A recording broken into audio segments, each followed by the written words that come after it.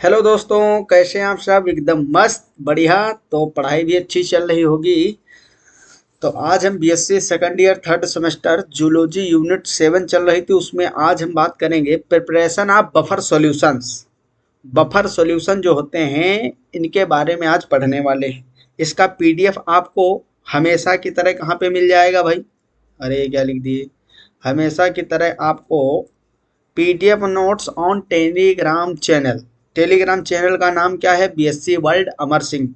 जो कि YouTube channel का नाम है, सेम वही नेम है हमारे टेलीग्राम चैनल का नाम। तो मैं आप सबका अमर सर आपको पढ़ाऊंगा आज बफर सॉल्यूशन के बारे में। ठीक है, तो सभी का स्वागत है बीएससी की क्लासेस में।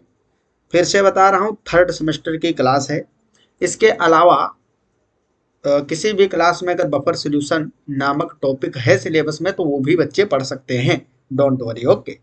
तो बफर सॉल्यूशन क्या होता है, सिंपल भाषा में आपको मैं बता दूं। बफर सॉल्यूशन एक ऐसा सॉल्यूशन है जो ऑलवेज पीएच मेंटेन रखता है।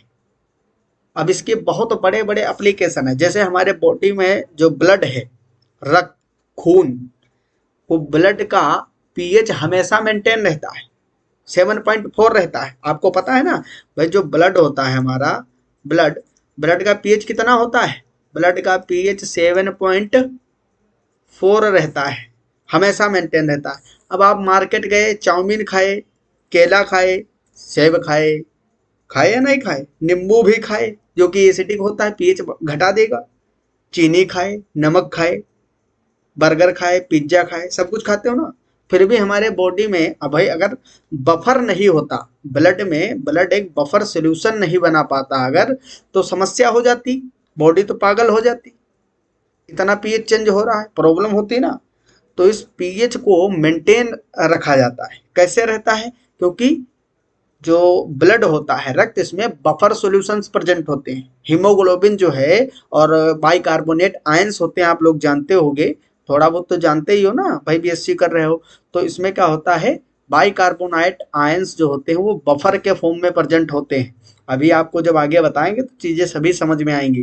तो बफर का बहुत इंपॉर्टेंस है। बफर सॉल्यूशंस ऐसे सॉल्यूशन होते हैं जिनमें आप एसिड मिलाओ या बेस मिलाओ, उनकी पीएच घटने बढ़ने वाली नहीं है।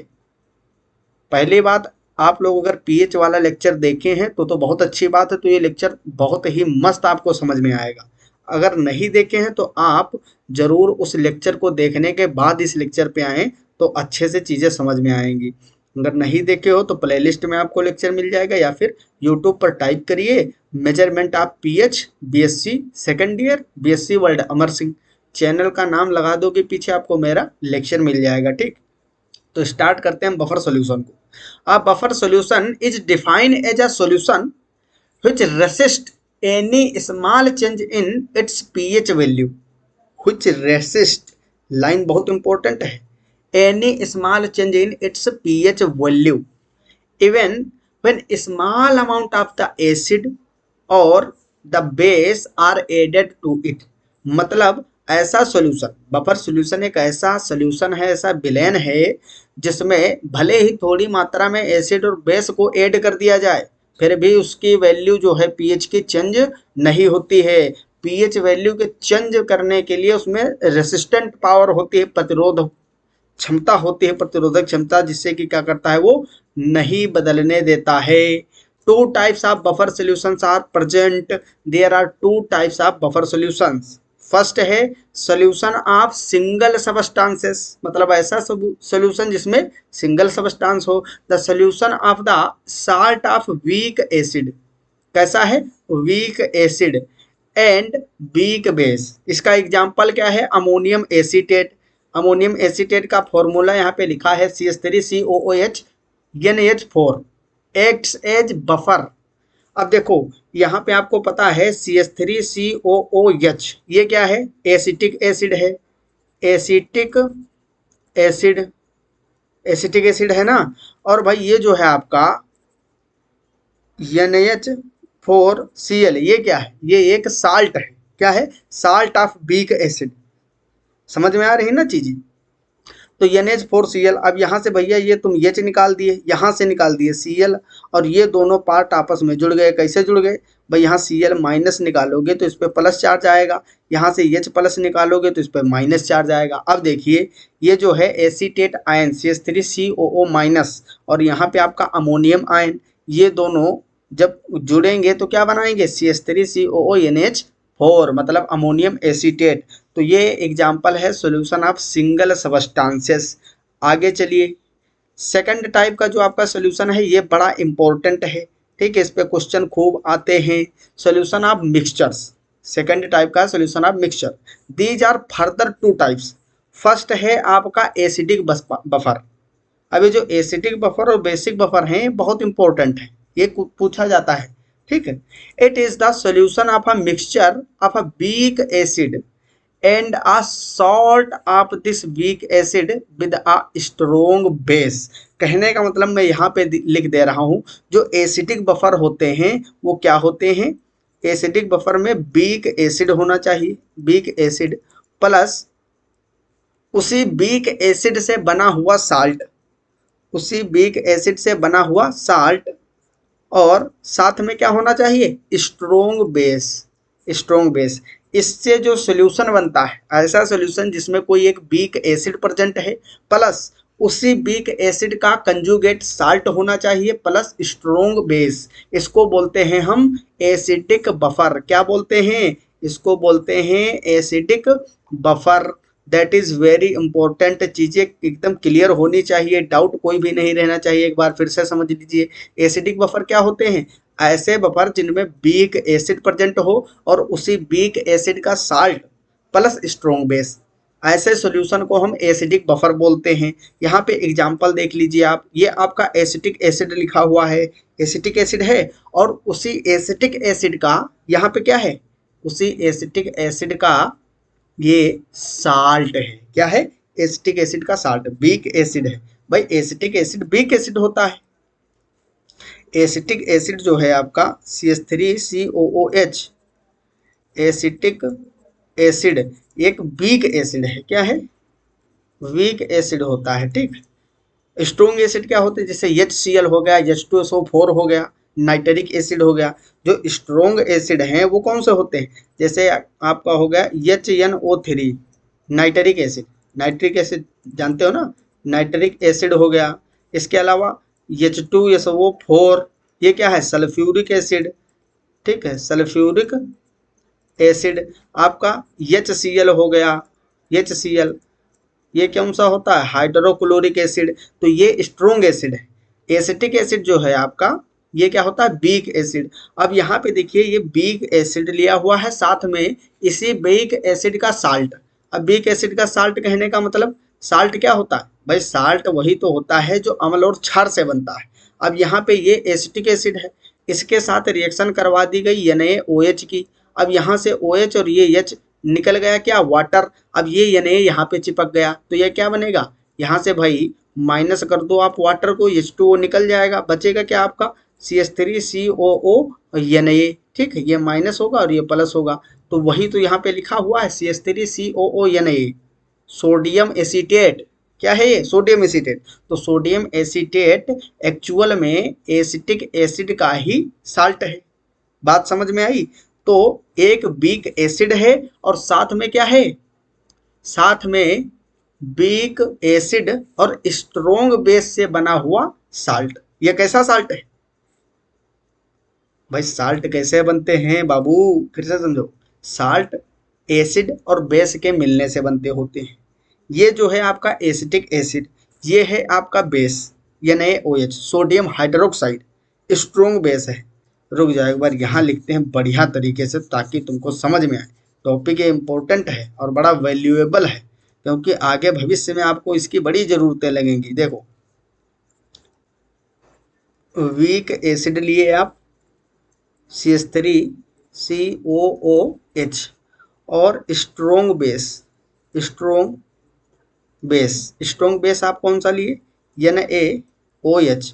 अब यहाँ से आपने वाटर को कर दिया रिमूव, तो बेस कैसा था, स्ट्रोंग, एसिड था वीक।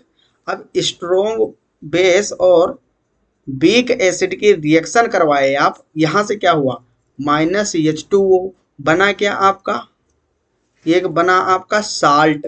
ये जो साल्ट है ना, ये जो साल्ट है वही यहाँ पे लिखा हुआ है CH3COONA। और कौन सा साल्ट है ये, डिफिनेशन जो लिखी है ना उसके अकॉर्डिंग देखिए, जो साल्ट है वो इसी वीक एसिड का साल्ट है, ठीक है, एसिटिक एसिड का। तो इस तरीके से एसिडिक सॉल्यूशन बनते हैं। आई होप आपको क्लियर हो गई होगी बातें।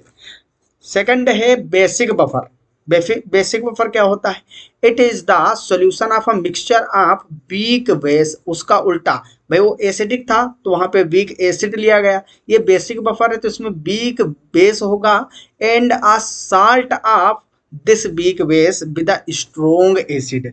तो बात खेल वही खेला गया है, यहाँ पे एक वीक बेस लिया गया है, ये क्या है, ये है वीक बेस, वीक बेस लिया गया, और ये strong acid plus weak base का साल्ट है। ये कैसा है साल्ट, ये साल्ट है यही इसी वाले वीक बेस का, ये साल्ट है weak base plus strong acid का बना हुआ साल्ट। समझ में आई चीज, जैसे एसिडिक में था वहां पे बस उसका उल्टा यहाँ पे है। यहाँ पे बेसिक बफर में क्या हुआ है, जो आप बफर में बेस यूज कर रहे हो वो आपका वीक बेस है, और जो साल्ट है वो इसी वीक बेस और स्ट्रोंग एसिड से बना हुआ है। कैसे बना है देखो भाई, अब हम बात करते हैं बेसिक की ना। बेसिक बफर, बेसिक बफर कैसे बनेगा, बेसिक बफर बनाने के लिए आपको वीक बेस लेना पड़ेगा। वीक बेस जैसे कि NH4OH, ये क्या है वीक बेस। और स्ट्रोंग एसिड ले लिया आप, स्ट्रोंग एसिड कौन सा ले लिए, स्ट्रोंग एसिड ले लिए आप HCl, मैंने उल्टा लिख दिया है, ठीक, इस तरीके से HCl। अब यहाँ से आप H2O को रिमूव कर दो, क्या कर दिया -H2O निकल गया, बचा क्या आपका NH4Cl। तो ये बचा आपका साल्ट। ये साल्ट किससे बना है भाई, जो वीक बेस आप लिए थे उसी वीक बेस और एक स्ट्रोंग एसिड से बना हुआ साल्ट है। तो यहाँ पे समझिए यही तो लिखा NH4Cl, एक वीक बेस लिए हो NH4OH, और उसी बेस से बना हुआ स्ट्रोंग एसिड के साथ में जो साल्ट बनता है उसको आप यूज करते हो, ये है आपका बेसिक बफर। तो एसिडिक बफर, बेसिक बफर खूब ज्यादा क्वेश्चन पूछा जाता है इन पे। अब बहुत इंपॉर्टेंट पॉइंट है ये भी, बफर एक्शन। बफर एक्शन कहने का मतलब जानते हो, ये एक्चुअल मैकेनिज्म हम बताने जा रहे हैं आपको, बफर की एक्शन बताने जा रहे हैं, ये बफर सॉल्यूशन की प्रॉपर्टी बताने जा रहे हैं कि किस तरीके से एक बफर सॉल्यूशन अपने पीएच को हमेशा मेंटेन करता है। उसमें भले ही आप कुछ डाल दो एसिडिक नेचर का, बेसिक नेचर का, फिर भी उसका पीएच नहीं चेंज होता है। बफर एक्शन के बारे में, the property of a buffer solution to resist any change in its pH value even when a small amount of the acid or the base are added to it is called buffer action. How a buffer action? Taking an example, a buffer solution with sodium acetate, buffer solution with sodium acetate and acetic acid।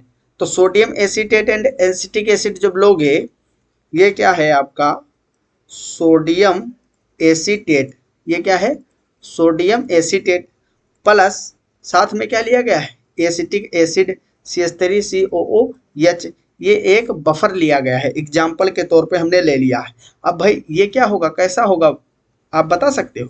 ये है आपका weak acid, क्या है weak acid, weak acid, ये क्या है आपका weak acid plus strong base से बना हुआ साल्ट। तो ये एक एसिडिक बफर की हम बात कर रहे हैं, एक एग्जांपल लिए हैं। The pH value of the buffer is governed by the equilibrium. अब ये रिएक्शन आपको इक्विलिब्रियम में दिखाई गई है। इक्विलिब्रियम ये रिवर्सिबल रिएक्शन है, इसमें इक्विलिब्रियम आएगा, ठीक है, क्योंकि रिवर्सिबल में ही आ सकता है, इरिवर्सिबल में तो आता नहीं है।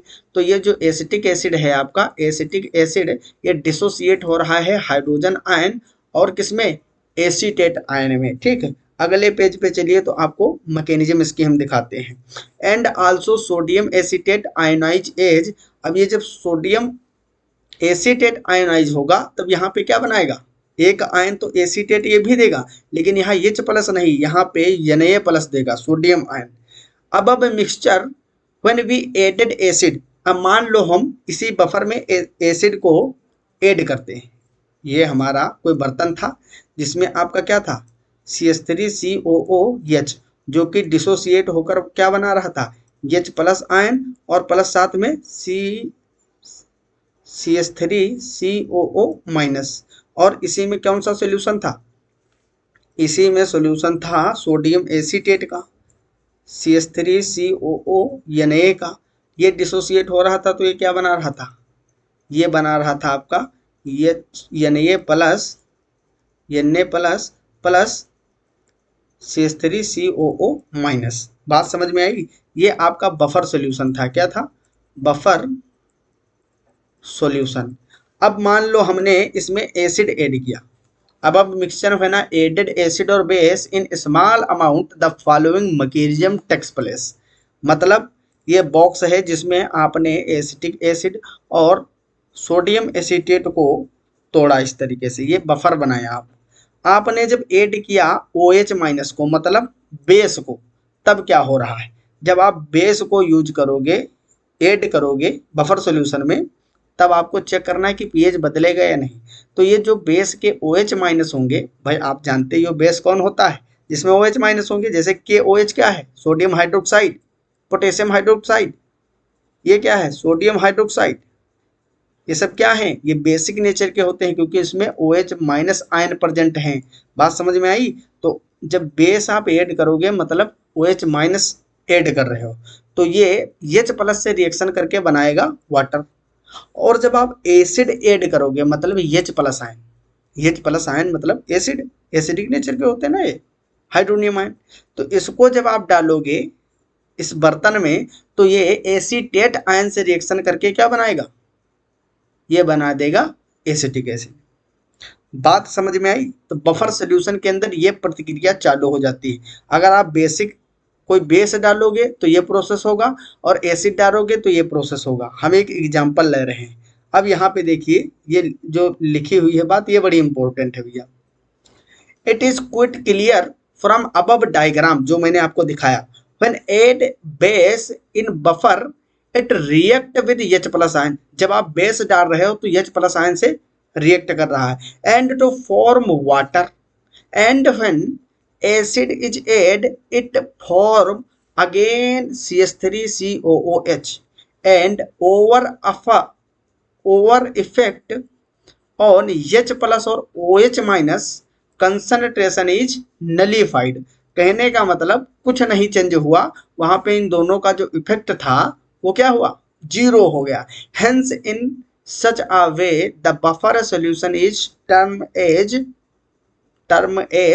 रेसिस्टेंस सॉल्यूशन, इसीलिए इसको रेसिस्टेंस सॉल्यूशन भी बोला जाता है। तो ये एक्शन होता है बफर के अंदर, इसीलिए उसका पीएच मेंटेन रहता है। उधर वाटर आपका बन गया और उधर क्या बन गया, एसिटिक एसिड, ठीक, तो उसका पीएच उतना ही मेंटेन रहेगा।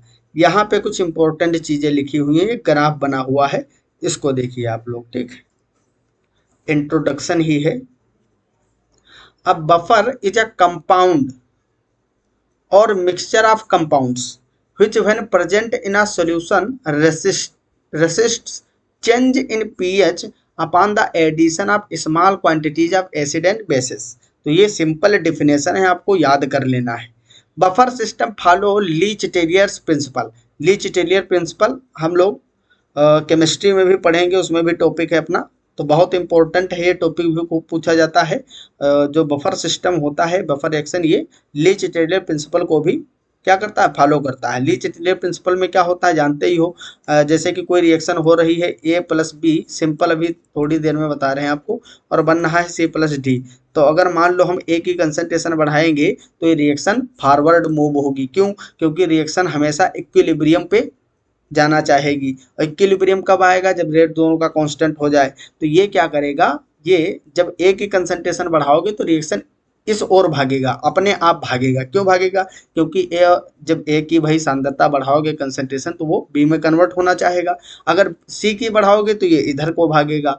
इसके अलावा अगर प्रेशर बढ़ा रहे हो, प्रेशर, तो प्रेशर बढ़ाने पे रिएक्शन उस ओर जाएगी जिस ओर वॉल्यूम कम हो रहा हो। तो यहाँ मोल वगैरह देखे जाते हैं। तो डिटेल में इसकी बात हम करेंगे केमिस्ट्री में, क्योंकि केमिस्ट्री में हमको लीच-टिलियस प्रिंसिपल पढ़ना है। और आपको बता दूं, केमिस्ट्री के थर्ड सेमेस्टर के हम क्वेश्चन प्रैक्टिस स्टार्ट कर दी है। उसमें केमिकल काइनेटिक्स के न्यूमेरिकल वगैरह भी आपको एक 40 मिनट का वीडियो मिल गया होगा, ठीक है, वो पहले ही अपलोड हो चुका है। तो उसमें मैंने कई सारे इंपॉर्टेंट क्वेश्चन भी करवाए हैं, वो क्वेश्चन भाई आप लोग करिए। सेकंड चैनल जो है हमारा केमिस्ट्री वाला, उस पे जाइए, आप लोग किया करिए। इस वाले चैनल पे डालता हूँ, अगर इस पे वही वीडियो डाल दूँ जिस पे आप जूलॉजी पढ़ रहे हो, तो आप सब लोग देखते हो। क्यों? क्योंकि यूट्यूब के माध्यम से आप सबके पास पहुंच जाता है। इसलिए मैं इस वीडियो में बता रहा हूं, क्योंकि इसको जूलॉजी को सब लोग देखते हो ना, सबके पास पहुंच जाता है।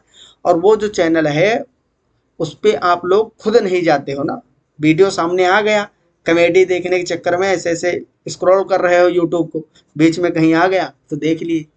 समझ रहे हो ना भाई? पढ़ना है तो एक शेड्यूल बनाओ, शेड्यूल के साथ पढ़ो कि हाँ इतने टाइम हमको पढ़ना है। बिना शेड्यूल के कुछ नहीं कर पाओगे जीवन। शेड्यूल तुम्हारा प्रॉपर बना होना चाहिए। जब पढ़ना है तो पढ़ना है। चैनल पर जाओ, वीडियो को सर्च करो, ढूंढो, फिर पढ़ो। ऐसा नहीं है कि तुम कुछ भी यूट्यूब पे ऐसे स्क्रॉल कर रहे हो, मिल गया वीडियो तो इच्छाएं जागृत हो गई पढ़ने के लिए, वरना पढ़ने से कोई मतलब ही नहीं। ऐसा कुछ नहीं होता है भाई। ठीक है, शेड्यूल बनाओ, बुक लेके बैठना स्टार्ट करो। ठीक है, तो हम टॉपिक पे आते हैं सीधा। Buffers are significant in maintaining pH of living system. तो जो जैविक तंत्र होते हैं लिविंग सिस्टम, उसमें भैया जो पीएच होता है हमारे बॉडी का, उसको मेंटेन करने में बफर का बड़ा योगदान है। ठीक, बफर के हाथ जोड़िए बार बार, क्योंकि buffer is very important. Buffer नहीं होता तो हम लोगों का जीवन ही नहीं होता, बड़ा खतरे में पड़ जाता है ना। चीजें सोच विचार के खानी पड़ती, क्वांटिटी में तौल तौल के। क्या खाते? तौल तौल के खाते। कितना नमक खाया है, कितनी चीनी खाई है, ऐसे खाते ना, एक्सपेरिमेंट करके कि पीएच मेंटेन रहे। और अभी तो तुम गए, इतनी बड़ी बड़ी 4 प्लेट मैगी ठूसे, और उसी में बर्गर भी ठूसे, उसी में लौकी खा रहे हो, कद्दू खा रहे हो, टमाटर खा रहे हो, सबको बराबर हो जा रहा, क्योंकि एक पार्टिकुलर सिस्टम अंदर डेवलप है। ठीक, टाइप्स ऑफ बफर में मैंने आपको बताया एसिडिक बफर और बेसिक बफर किस तरीके से बनते हैं, ये सब सारी चीजें मैंने आपको अच्छे से एक्सप्लेन कर दिया है। ठीक है, चलिए बफर एक्शन की बात भी हम कर लिए हैं। थोड़ा और यहाँ पे एक डायग्राम देखिए, हो सकता है चीजें और क्लियर हो जाएं। ठीक, ये सभी चीजें आपको मिलेंगी, वही सेम एग्जाम्पल यहाँ लिया रखा है। ठीक है, आपका एसिटिक एसिड है और यहाँ पे सोडियम एसिटेट है। Adding small amount of acid, जब एसिड ऐड करोगे तो यहाँ पे देखो H2O निकल जाएगा बाहर, एसिटिक एसिड बन जाएगा। जब आप बेस को यूज करोगे तब आपका क्या बनेगा? वाटर निकल जाएगा बाहर। समझ रहे हो? वाटर निकल जाएगा। तो इस तरीके से ये मेंटेन कर लेता है। चीजें समझ में आई ना? चलिए आगे बढ़ते हैं। ये मैकेनिज्म उसी की दिखाई हुई है। चलिए ये भैया प्रोसेस इंपॉर्टेंट है। कभी कभी ये सीधा शॉर्ट नोट इसी पे पूछ लिया जाता है, थोड़ा इसमें फार्मूला वाली चीजें हैं, तो ये भी इंपॉर्टेंट है। ठीक है, बफर इक्वेशन जो है हेंडरसन इक्वेशन के नाम से आता है, Henderson Hasselbalch equation, Hasselbalch equation, Henderson Hasselbalch equation. ठीक, इस नाम से पूछा जाता है, काफी फेमस इक्वेशन है ये दोनों बफर के। ठीक, तो यहाँ एसिडिक बफर का सॉल्यूशन है, उधर बेसिक बफर का सॉल्यूशन लिया गया है। एसिडिक बफर में एसिटिक एसिड लिया गया है, वीक एसिड, और ये साल्ट है उसका। ठीक, के ए क्या होता है? के ए ये पीएच भाई कैलकुलेट करते हो, एसिडिक के लिए कांस्टेंट यूज किया जाता है के। ये इक्विलिब्रियम कांस्टेंट है एसिड का। तो एसिड का भाई कांस्टेंट क्या होगा? ऊपर प्रोडक्ट बटे नीचे रिएक्टेंट। भाई इक्विलिब्रियम कांस्टेंट क्या होता है? Equilibrium constant is equal to concentration of product upon concentration of reactant. Equilibrium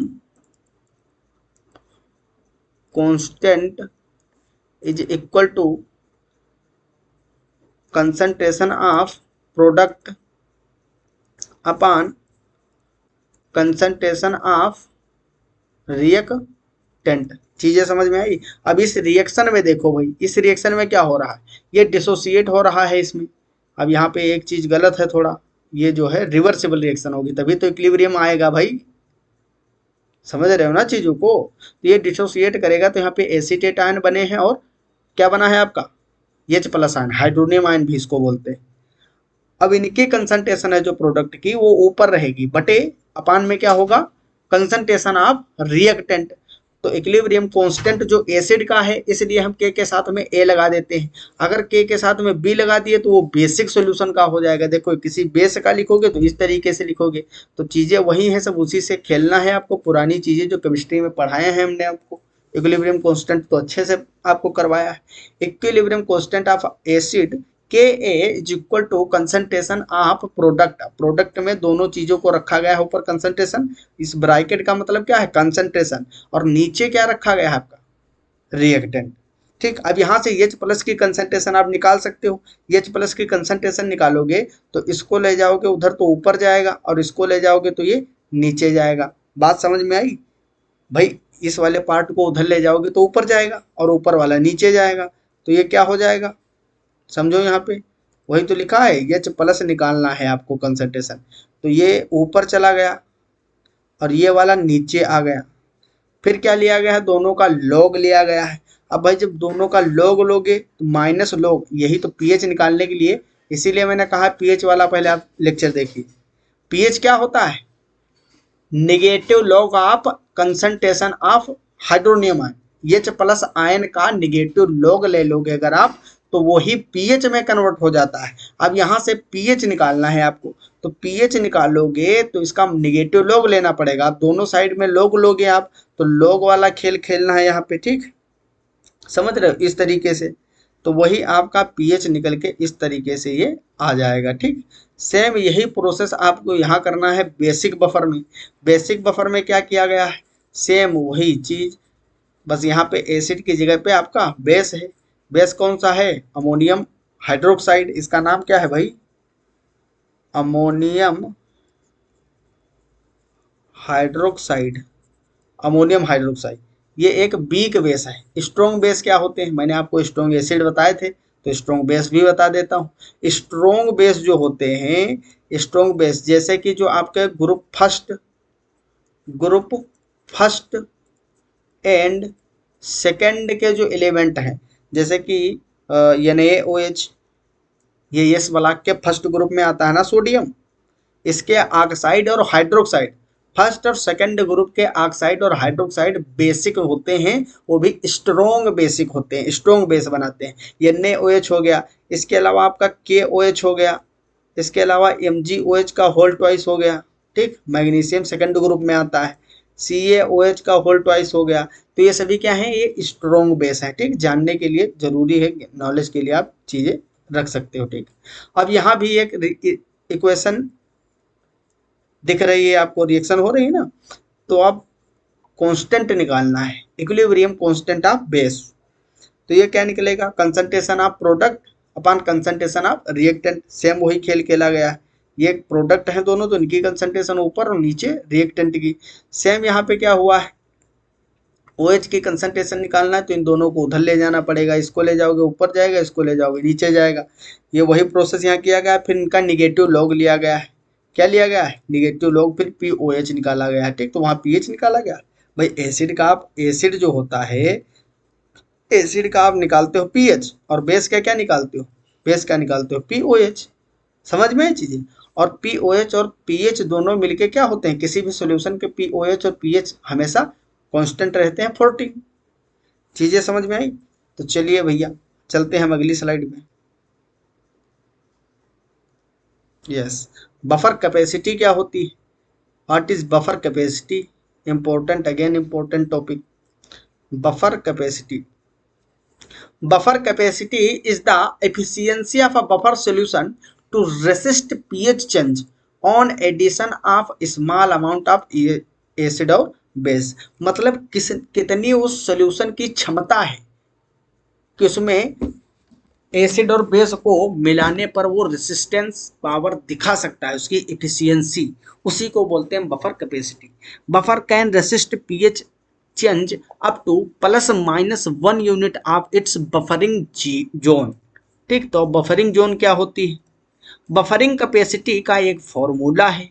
buffering capacity directly proportional to amount of acid and base, कितना आप ऐड कर रहे हो, और inversely proportional in change in pH. तो buffering capacity is equal to amount of acid और base added upon change in pH. ये formula भी याद करना है, छोटा सा फार्मूला है, याद रखिएगा। ठीक, यहाँ पे ये चीज़ें ज़्यादा अच्छी नहीं दिख रही हैं, आप पीडीएफ में देखोगे थोड़ा जूम करके दिख जाएंगी। ठीक है, तो ये ग्राफ आपको बनाना नहीं है, लेकिन चीज़ें समझ लेना इसमें क्या क्या किया गया है, तो ज़्यादा सही रहेगा। अब हम बात करते हैं एप्लीकेशन की। Application of buffer. एप्लीकेशन तो भैया इसका बहुत ज़्यादा है, जानते ही हो आप, स्टार्टिंग में ही मैंने बता दिया था, इसके बिना तो जीवन संभव ही नहीं है। तो एप्लीकेशन ऑफ बफर मतलब इसके उपयोग क्या क्या है। उपयोग को अपयोग लिख दिया मैंने, क्या क्या इसके उपयोग है। ठीक है,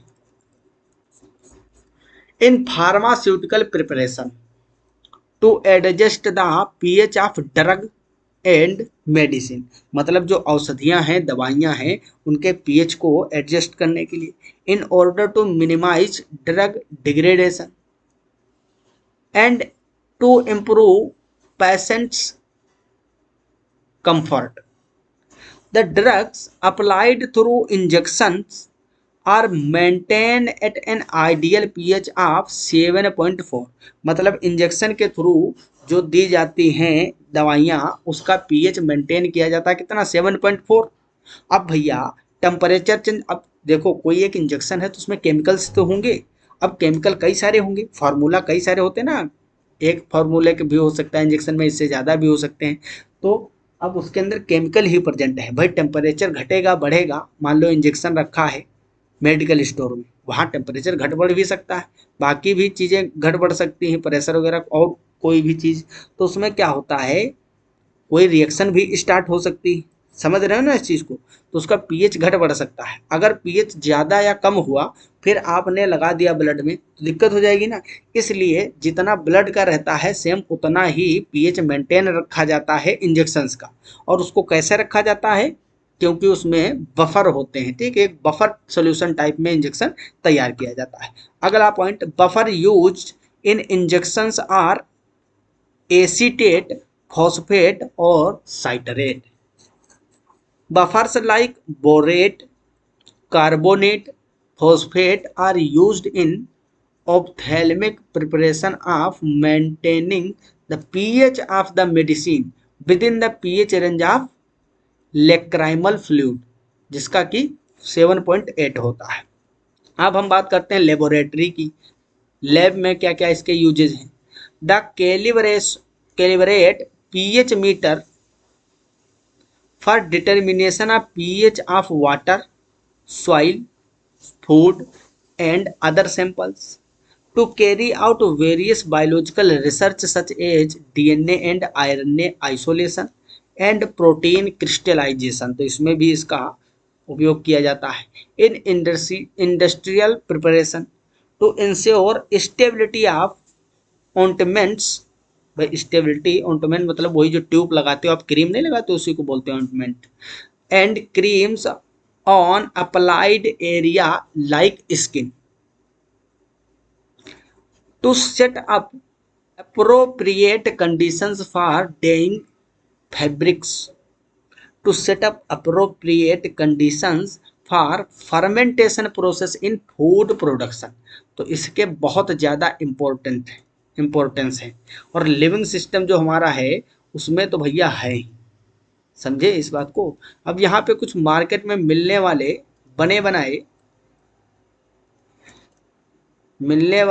बनाए आपको वो मिल जाएंगे, क्या बोलते हैं, बफर। इसमें से फास्फेट बफर हो गया और एसीटेट बफर है, ये काफ़ी इंपॉर्टेंट भी है। फॉस्फेट बफर क्या होता है, इसका composition sodium phosphate dibasic plus sodium phosphate monobasic plus distilled water and HCl या NaOH। रेंज कितनी होती है पीएच की, 6 to 7। 6.3 टू 7.3। यूज क्या होता है? ऑप्थेल्मिक प्रिपरेशन और बायोलॉजिकल रिसर्च। साइट्रेट बफर, इसकी पीएच 3 से 6.2 के बीच होती है। फार्मास्यूटिकल प्रिपरेशन में यूज किया जाता है, बायोलॉजिकल रिसर्च में यूज किया जाता है, आरएनए आइसोलेशन में यूज किया जाता है। एसीटेट बफर, इसमें सोडियम एसीटेट होगा जो कि साल्ट है, एसिटिक एसिड होगा, डिस्टिल वाटर होगा, प्लस HCl या मतलब स्ट्रॉन्ग बेस और स्ट्रॉन्ग एसिड होंगे। ठीक, स्ट्रॉन्ग एसिड स्ट्रॉन्ग बेस जानते ही, Cl स्ट्रॉन्ग एसिड, ये स्ट्रॉन्ग बेस है, NaOH नेचुरल बेस है। इसका पीएच जो है 4.26 से 5.26 तक हो सकता है। ये purification precipitation of nucleic acid, मतलब डीएनए एंड आरएनए का प्यूरिफिकेशन और प्रेसिपिटेशन में यूज किया जाता है। प्रोटीन क्रिस्टलाइजेशन में यूज किया जाता है। अगला है कार्बोनेट और बाइकार्बोनेट बफर, ये जो बॉडी में हमारे ब्लड में बना रहता है। Sodium carbonate plus sodium bicarbonate plus distil water and HCl। इसका पीएच 9 टू 10.6 रहता है। Use in protein coating in enzyme, immunoassay technique, dairy product preservation. ये जो बाइकार्बोनेट बफर है यही हमारे ब्लड में भी होता है। ट्रिस एसीटेट EDTA क्या है? एथिलीन डाइमीन टेट्रा एसीटेट इसका नाम होता है ना, ethylene diamine tetra acetate buffer. ये tris amino methane plus EDTA plus glacial acetic acid plus distil water and HCl का बना हुआ होता है। पीएच इसकी 8 टू 8.5 रेंज करती है। डीएनए एंड आरएनए के एक्सट्रैक्शन बाय जेल इलेक्ट्रोफोरेसिस, तो जेल इलेक्ट्रोफोरेसिस में इसको यूज किया जाता है। जेल इलेक्ट्रोफोरेसिस कितनी महत्वपूर्ण टेक्निक आप जानते ही हो। 8th यूनिट जो है हमारी लास्ट वाली यूनिट जूलॉजी, उसमें पढ़ना भी हमको जेल इलेक्ट्रोफोरेसिस, उसमें और डिटेल में बात करेंगे। टिस बोरेट EDTA बफर, मतलब इसमें ट्रिस बोरेट भी होगा, TBE और प्लस EDTA, इन दो चीज़ों से मिला हुआ buffer. Trans amino methane plus boric acid, इन दोनों चीज़ों को बोलते हैं tris borate, trans amino methane plus boric acid. और इसमें क्या होगा? EDTA। और डिस्टिल वाटर तो सब में थोड़ा सा डालना ही पड़ता है क्योंकि सॉल्यूशन बनाना है ना आपको। अब ये तो भैया 2-2 5-5 ग्राम डाले जाएंगे। EDTA है, ट्रिस अमीनो मीथेन और बोरिक एसिड, सोल्यूशन कैसे बन जाएगा उनसे? तो डिस्टिल वाटर है ना, उस कोई भी चीज़ हो उसको वाटर में ही तो घोल के सोल्यूशन बनाओगे, और HCl होगा। इसकी पीएच रेंज करेगी 8 टू 8.3, और ये जेल इलेक्ट्रोफोरेसिस में अगेन यूज होने वाला बफर है। ठीक, तो कुछ इंपॉर्टेंट बफर थे जिनको मैंने आपको बताया। इसके अलावा in biological system criteria of blood good biological buffer, जैसे solubility, more water soluble, permeability की बात करें, freely permeable to cell membrane, ionic strength और इनर्टनेस की बात करें तो should not hinder enzyme activity, मतलब बफर जो है सोल्यूबल होते हैं वाटर में। कहने का मतलब समझ रहे हो? बायोलॉजिकल सिस्टम में जैसे हमारी बॉडी है तो बॉडी में कैसे बफर काम करते हैं उसके बारे में बताया गया। इसकी वाटर में सोल्युबिलिटी भी अच्छी खासी होती है। परमेबिलिटी की बात करें तो सेल मेम्ब्रेन में आराम से पास भी कर जाएंगे। ठीक, परमिएबल होते हैं। आयोनिक स्ट्रेंथ और इनर्टनेस की बात करें तो should not hinder enzyme activity, आपके बॉडी के अंदर जो एंजाइम काम करते हैं उसको ये अफेक्ट नहीं करता है। यूवी एब्जॉर्प्शन की बात करें, मान लो कि ये इसके ऊपर अल्ट्रावायलेट का रेडिएशन डाला जाए तो light absorption should be within 230 nanometer, should not interfere with the spectrophotometric study in biological research. तो ये बहुत इंपॉर्टेंट चीज़ें हैं, इसको अगर आप अपने उत्तर में लिख के आते हो तो आपको थोड़ा एक्स्ट्रा ही नंबर मिलने के चांसेस रहते हैं। ठीक, तो आई होप आपको सभी चीज़ें बफर सोल्यूशन के बारे में समझ में आ गई होंगी। अगर इससे रिलेटेड कोई भी डाउट है आपका तो आप कमेंट बॉक्स में ज़रूर पूछिएगा। ठीक, बहुत बहुत आप सभी को धन्यवाद फॉर द ज्वाइनिंग क्लास। ठीक है, ऐसे ही मस्त आप लोग पढ़ाई करते रहिए और मस्त पढ़िए, अच्छा रिजल्ट निकलना चाहिए आपका, बढ़िया मार्क्स आने चाहिए, वह उसी के लिए आप मेहनत कर रहे हो। ठीक है, अपने घर वालों का, माँ बाप का, भाई बहन का, छोटे बड़े कोई भी हैं, सबका सपना पूरा करना है, और आपका जो खुद का सपना आपने देखा है उसको भी पूरा करना है। तो उसके लिए भाई मेहनत तो करनी ही पड़ेगी। तो लगे रहिए, मिलते हैं अगले लेक्चर में, तब तक के लिए okay bye, all the very best. जय हिंद, जय भारत।